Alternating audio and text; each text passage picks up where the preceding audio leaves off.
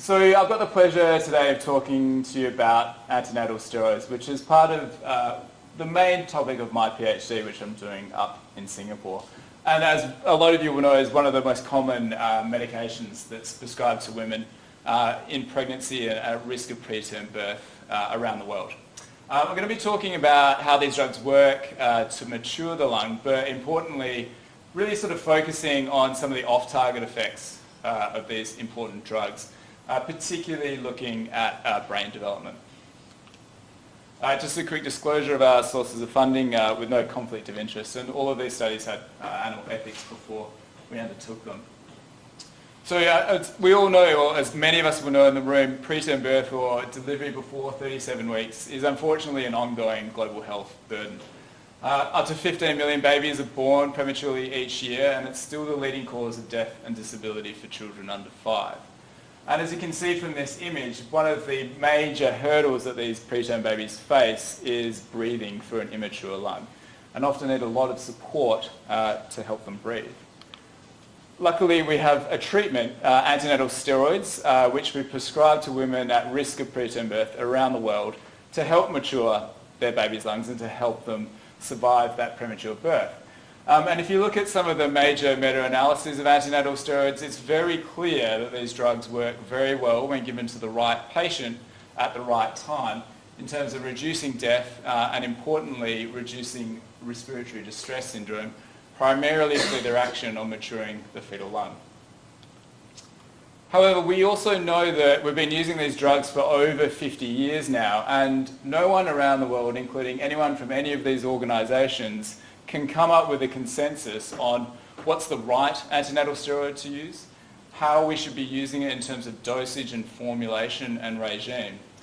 And we also know that up to half of the women that we give these drugs to actually go on to deliver at term, mainly because we're just very bad at predicting which women are actually going to deliver preterm and which women will actually settle down and go on to deliver at term. So we're therefore exposing a fairly large proportion of women to a medication that they may not necessarily need. And as we go through this talk, I'll make the point that we may be potentially exposing these women and their baby to potential harms. We also know that these drugs work very well for the early preterm population, or under 34 weeks, in terms of reducing respiratory distress by maturing the lung. And if you look at some of the numbers in terms of numbers needed to treat to prevent respiratory distress, we can see that under 34 weeks, that number needed to treat is 19. But over 34 weeks, that really quickly jumps up to 55. And quite concerningly, prior to an elective caesarean section at term, that's over 100 babies that we're treating to prevent one case.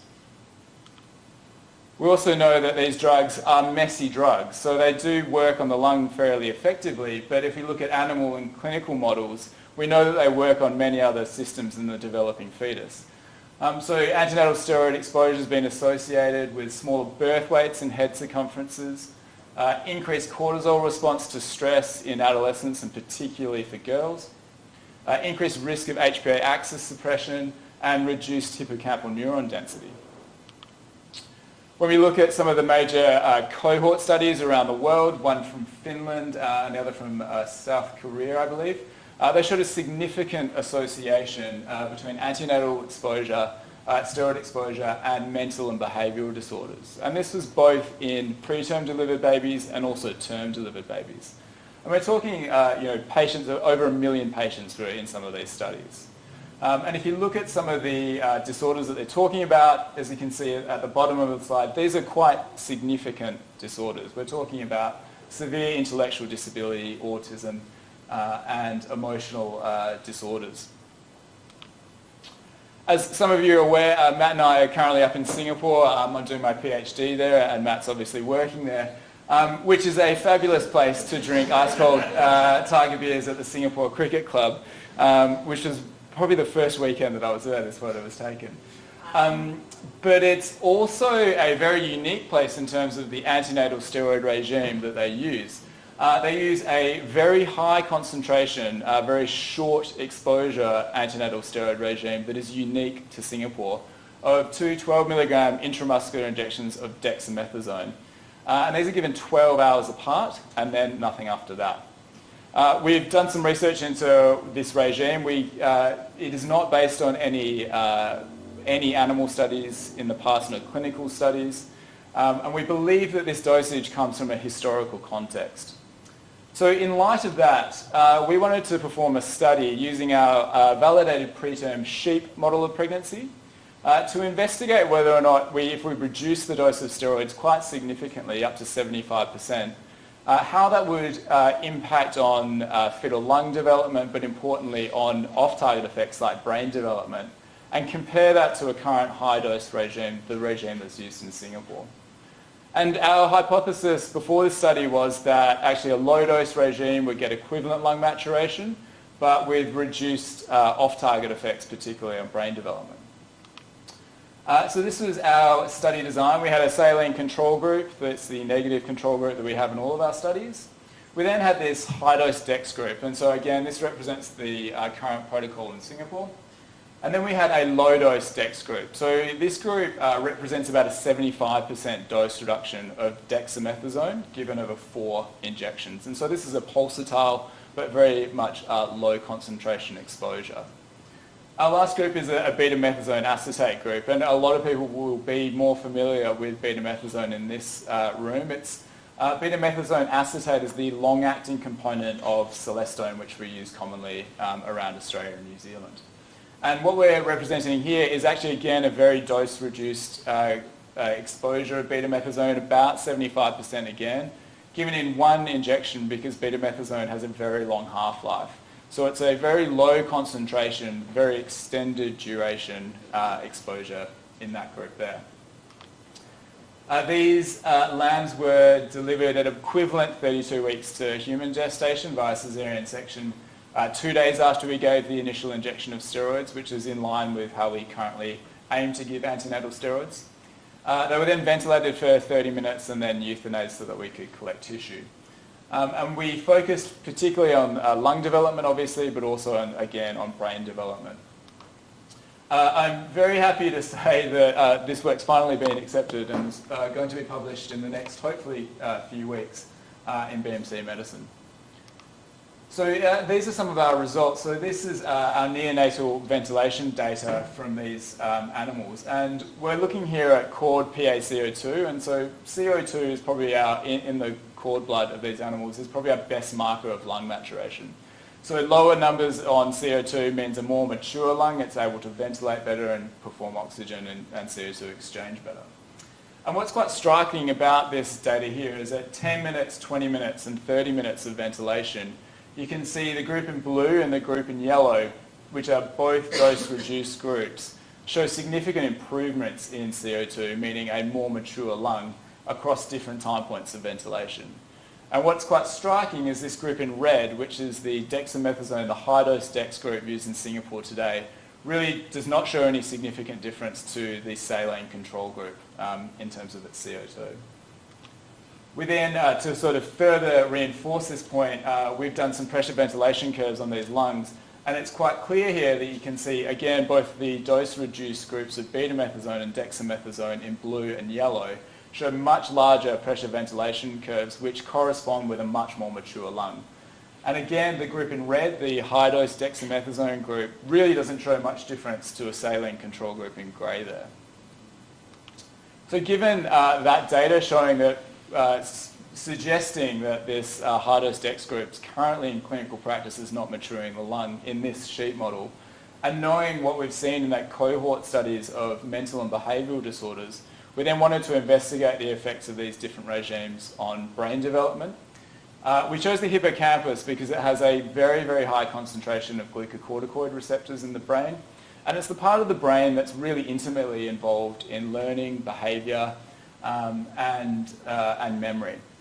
We took RNA, so we extracted RNA, which if you're not too familiar with your molecular biology, is kind of like little messenger signals that really tells us in real time what's happening in that tissue and in those cells, how the tissue is changing with an exposure of steroids, and how the genes are actively being activated or being switched on or off, basically.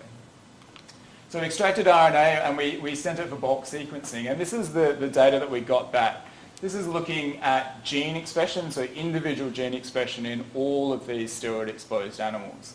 And what we found, concerningly, was that in all steroid-exposed groups, so dexamethasone, the high-dose group, the low-dose group, and the betamethasone group, irrespective of whether or not we've reduced the dose, we saw upregulation in a number of genes that are related to things like anxiety and stress, Alzheimer's disease, genes that are really important to hippocampal differentiation, and neuroplasticity and memory.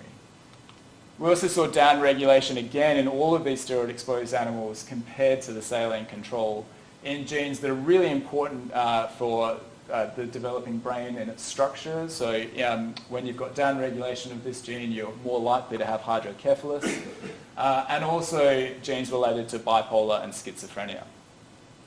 So with this, we then went and did something called KEGG pathway analysis. And before I started my PhD, I had no idea what this was. But basically what this does is it takes those genes that are being upregulated or switched on, and also the patterns of genes that are being downregulated or switched off, and it aligns those patterns to known disease processes. And what you can see here from this data is that all of the dexamethasone groups, the dex high and the dex low group, show upregulation in pathways that are related intimately to neurodegenerative disorders. So we're talking things like prion and Alzheimer's disease, spinocerebellar ataxia, Parkinson's and Huntington's, just to name a few of those pathways. What was really interesting is that we didn't see any of these pathways being activated in the betamethasone group. So in short, our key findings from this study were that a high dose, short duration exposure of dexamethasone that's currently in clinical use didn't mature the fetal lung at all in this sheep model of pregnancy, and that we saw actually the greatest level of lung maturation with a significantly reduced dose of betamethasone. That all steroid-exposed groups did show upregulation in a number of genes that are intimately related to neurodegenerative and psychiatric disorders, irrespective of the drug that we used or the dose. But it was particularly in the dexamethasone group that we saw these upregulation of pathways known to be related to neurodegenerative disorders that we didn't see in the betamethasone group.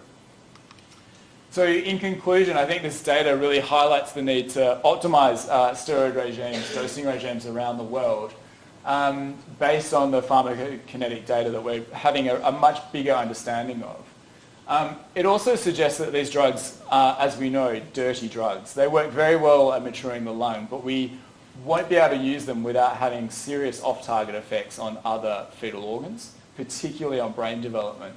And it may be that using betamethasone compared to dexamethasone results in a less damaging outcome for babies in terms of its brain development. But really overall reinforces the clear need to use these drugs in a judicious, appropriate risk-based manner, because we know that up to half of the women that we give these drugs to will actually go on to deliver at term. And with that, we'll stop. Obviously, in conclusion, we're hoping to use this data to really drive improvements in and inform clinical practice around the world today.